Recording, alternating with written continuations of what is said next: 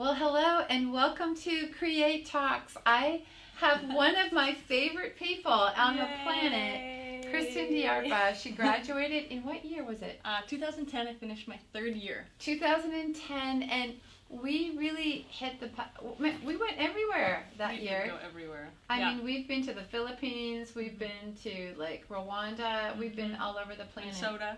Yep. Minnesota, yes. Oh my gosh. So she was my intern in 2010, and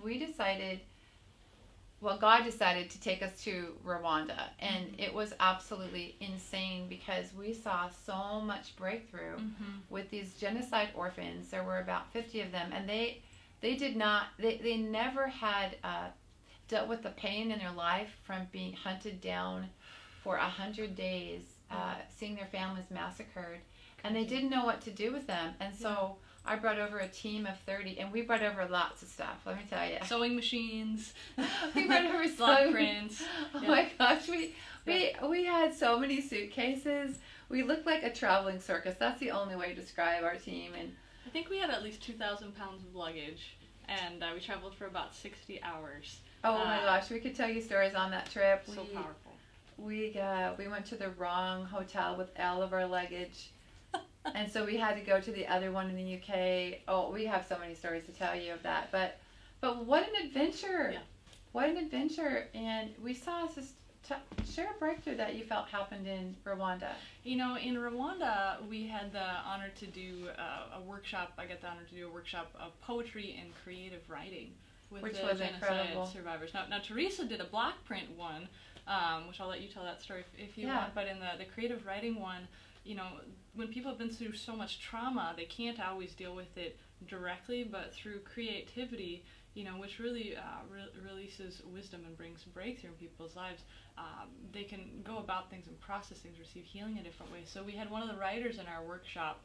I remember she wrote a poem, and she said, the milk turned to blood in those days, but we will always be heroes, and nobody can ever stop us from being heroes. And she took something that was such a horrible tragedy, but she found her voice in the midst of that, and she wrote something that was such a piece. It was horrible, and yet it was beautiful, and she used it as a platform to say nothing can stop us, and nothing can stop us from being the people who God has called us to be. And I thought that was so striking and powerful. And I know you had us do birth certificates for them, you know, as adoptions.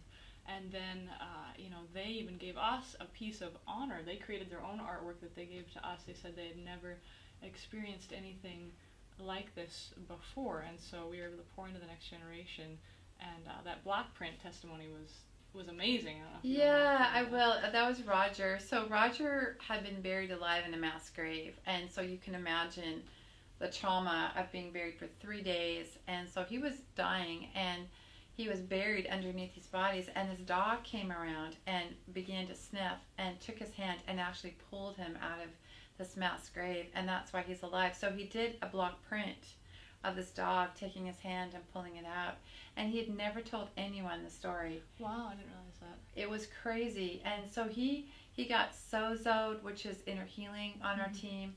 He started to see who he truly was through the birth certificate, through all these different kinds of things that he was involved in. He did jewelry making. But at the end, they gave us this big plaque that said, thank you for coming when no one else did. Because the UN, they turned their backs on them for 100 days. Yeah. And it was incredible because they got restored. There were so many testimonies of breakthrough. And, I mean, go ahead. Well, I think you had asked him. She asked this young man, Roger, who was the leader of this whole young adult group that had been orphaned at the time. So they were then 14 to like 29 when we came to them 14 years after the genocide. And she said, Roger, can you see where God was with you even in the midst of this horrible time? And he said, well, it's because this dog came and found me.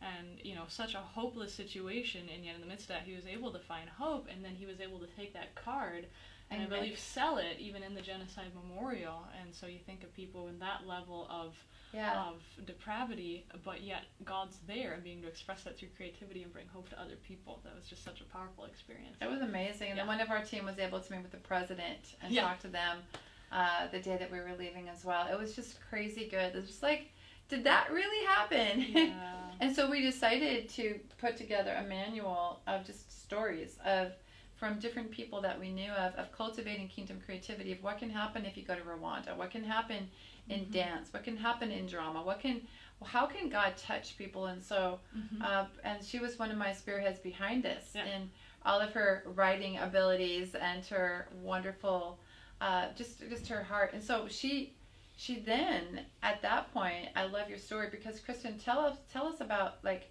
here you are, you graduated from third year. Yeah. You've had many encounters with, like, God. And but how did you find your own voice? What was it that you found to help you through? You know, I learned so much here. I got instilled the power of the prophetic and the kingdom, and I say Bethel's the all-you-can-eat buffet of awesomeness. You know, it's like being in kindergarten where you walk in and you can do anything when you grow up. Anything's possible. Like, I'm so loved. It's so good. It's so wonderful. And I had all these things bursting inside of me, and it's like, let's go, you know, hit the world. We did 5 prophetic art conferences in 3 continents, and wrote like 2 books, you know, during that internship. Released a card line. We did. You know, I'm so honored to get to run here and find this pace. But it was really, you know, really then when I went home, and then I found family that I could run with for the long haul relationally, because this is always family, and we're always connected in heart and spirit. Mama T, you know, right here. But to have people who are in your life day in, day out, who really, truly know you and see you for who you are. And so I went back to my home state is Minnesota, and I'll give a shout out to the house church. Hi, Pastors Jamie and Nikki and everybody at the house. And so I love you too. You know, I had all these tools of revival in me, but then I got to go home and root and ground and find a company and a tribe of people there who are running in these things, and then in that process, you know, have the opportunity to serve in that context, in that community. And so you got to start a school of ministry. Yeah, there had been we had a school ministry that had been running at our church. It's a phenomenal school. It's called the House School Ministry, and it's just absolutely fabulous. So I got to be a part of that, and so many different areas in serving at. And you brought creativity there. I mean, let me tell you, when I went there and she came and did a conference. I came and did a conference. It's like, this girl is amazing, because everybody was being activated. It was crazy, and all that you taught them on how to do it out in the marketplace as well as in the church, it was like you brought it all. I mean, when Kristen unpacks her bags, she unpacks her bags with so many stuff, which you're going to find out in a minute. I got the Mary Poppins anointing from you totally did. Yeah. So she began to write curriculum. So you've written curriculum. You've written it in different, like, obviously in Portuguese and. Yeah, so I took, I took all the different things that I'd learned here from this house and other movements that I'd been a part of, and then, when I went back home to Minnesota, I put it into 1-page sound bites that you can do with ages 10 and up in any culture. So there's a Bible verse, a description, and then 1 to 4 activations, and in 15 minutes you can do a kingdom principle, and it's mostly experiential learning. So we're shifting mindsets, transforming cultures through biblically based experiential learning, and it's called the Kingdom Culture School of Ministry. Yeah, I'll have her put that in there for you so that you guys can get that. Yeah. But I know you just got back from Brazil. Yeah. And I am so excited because I just went to Brazil as well in the summertime. Yeah. And it was just so powerful to see how hungry they are.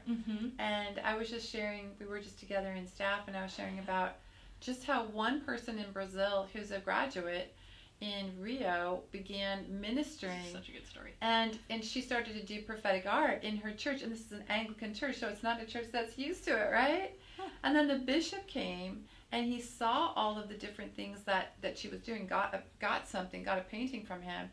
And now this bishop says, I want all of the churches over here to have prophetic art. I want to see this thing established. And it's just that thing of, you're sowing a seed, and the seed grows, and the seed grows, and the seed grows, and the seed grows. But you were in Recife. Yeah, we were in the same.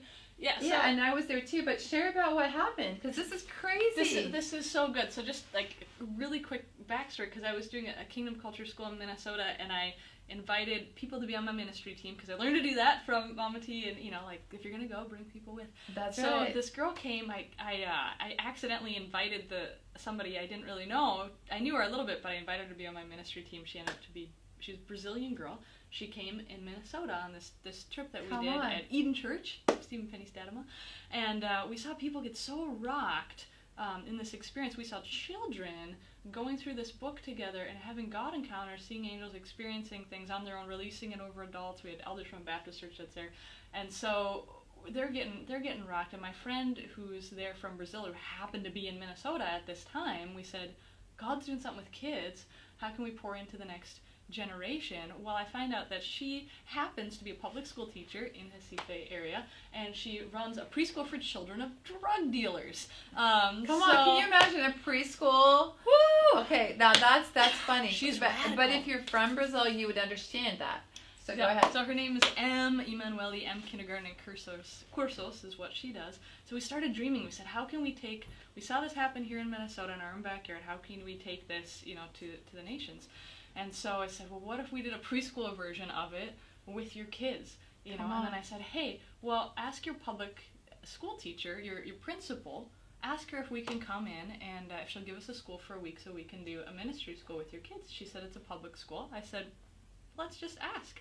Well, I didn't know that her principal is a witch.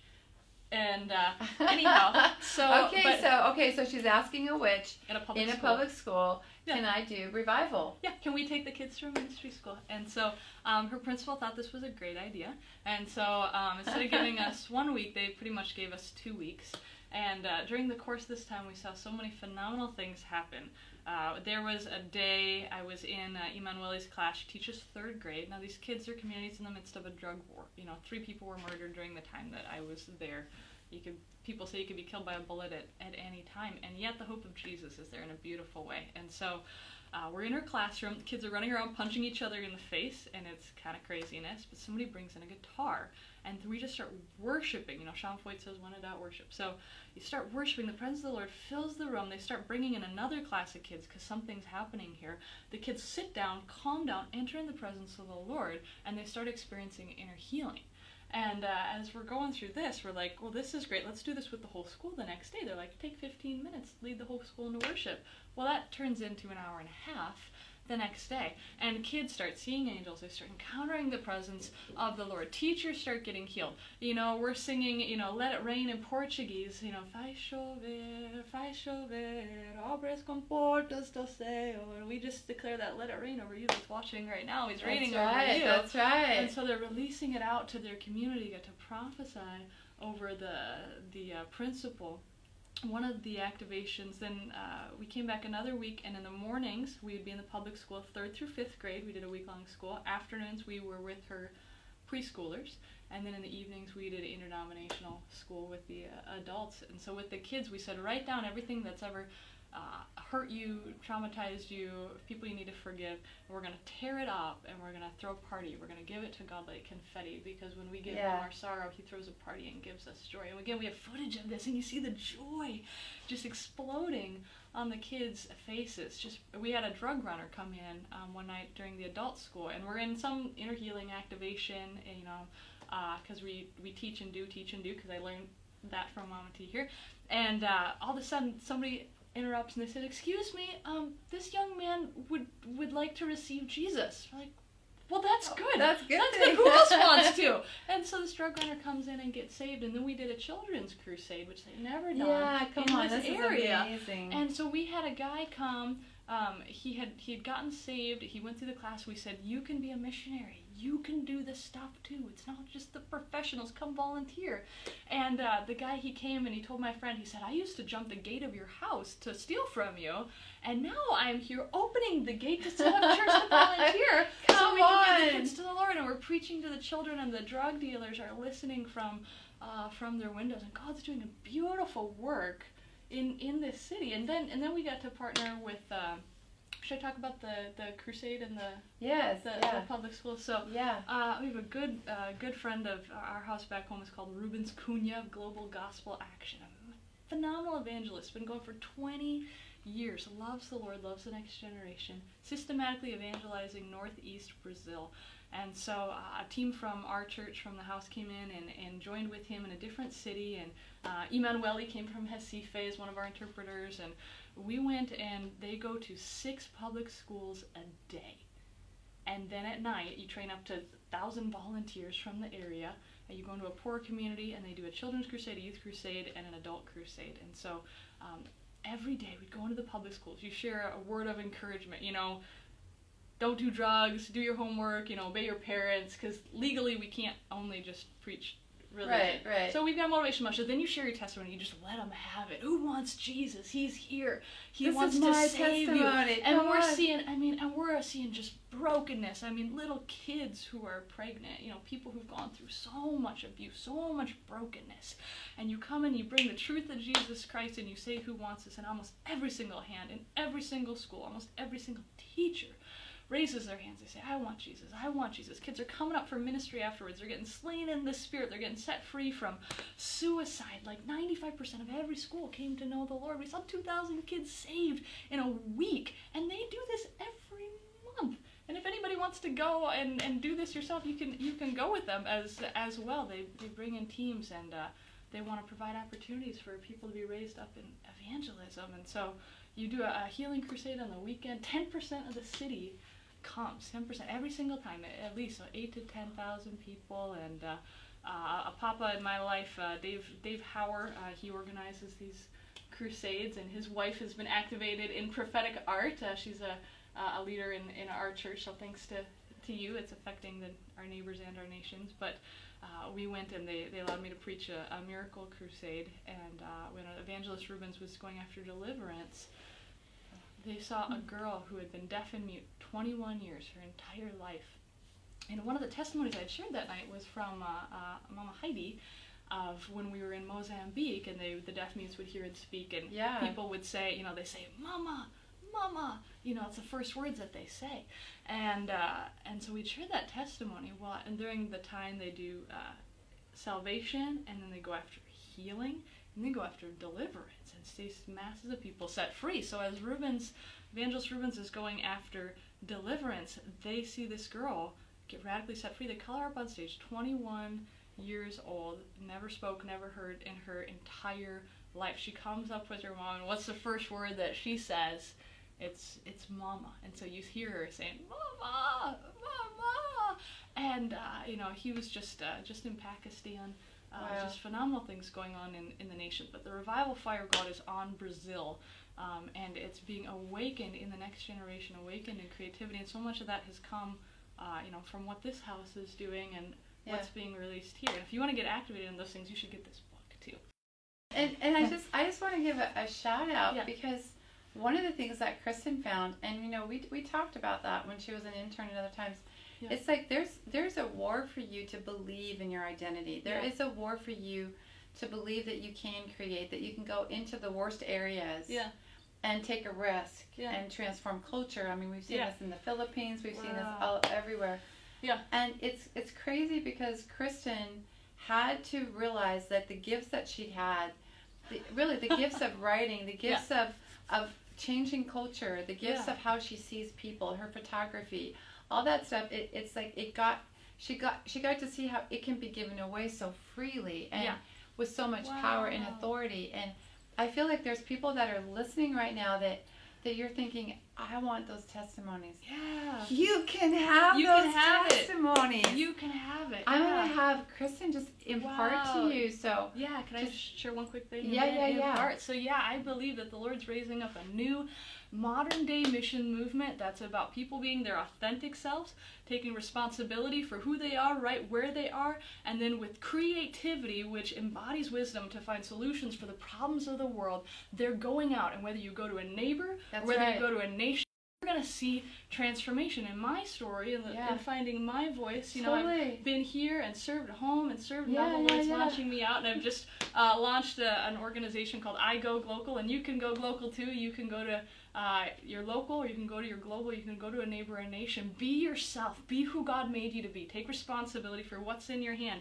I took iPhone photos, and through that, we've seen people saved and healed all over the world because I learned. Because she said, hey, we're going to do a book. We have 6 weeks. We're going to get it to Singapore. They want it. And I thought, is that possible? And she said, let's do it. We gathered family and people around, and we created this resource that's shifting the nations. And whatever's in your heart, whether it's baking, whether it's finances, whether you want to step on a stage, do crusade or evangelism. Or if you're a school teacher, whatever you have, a heart for music. Yes, whatever it is, God, take it. And so in Jesus' name, we just speak that over you right now. Be who God made you to be. Be so good at being you that you change and transform the world around you. Be your authentic self. Don't be anybody else. Just be you. Take responsibility for what's in your hand. Own it. Raise it up to God and dream wild dreams with Him. What does it look like to go to your next door neighbor? That's What nation do you want to go to? And you can affect the nations right here at home. Maybe it's social media, or it's a creative platform through technology. Maybe it's intercession. You're going to be translated in the Spirit to a different place. So you speak awakening to the dreams and all these testimonies, these crazy ideas. What if we went to a public school and did a ministry school and a school run by a witch in the midst of a drug war? What does that look like in the corporate setting? What does that look like when you're home with your kids? So dream with God, take it and go for it in Jesus' name. Amen. I just have to shoot. When we were in staff today, Kristen was sharing a testimony about these two kids that were in elementary age. Yes. And they were both from families who had you know, they had people murdered from both of their different families. Their people in their families had murdered somebody in Each the other other. boy's family. So it was kind of like Romeo and Juliet, like, hey, that kind of world. And they did a prophetic art piece for one another, and were reconciled. Yeah, and they were holding up trophies saying, you're a winner, and they're hugging. And my friend saying, you don't know the brokenness behind their lives. So you don't know the brokenness behind people's lives, and the simple thing you're going to release, the creative thing you're going to release, that's going to bring breakthrough to them, and it's going to bring breakthrough to you if you need that breakthrough, and you're going to become that breakthrough for everybody around you. You know, one of the things that I believe, it's like, when a person sees who they are, when a person knows who they are, like when Kristen got a hold of who she was, just by going with me, taking risks, the world now is her oyster, and she's going to be going around the world. I mean, Brazil, every nation will be hers, but the reason why she did that is because she stayed true to who she was, and she stayed true to what God has for her. And I just want to give that to you. Like, this is your season to go after the greater miracles. We bless you in Jesus' name. And don't ever stop. Yeah, so thanks again, Kristen, for joining me. You always bring so much joy. And just bless this woman. We Thank just speak increase. We bless you at home. And share this on social media with people that you love. And we'll see you next week. Bye.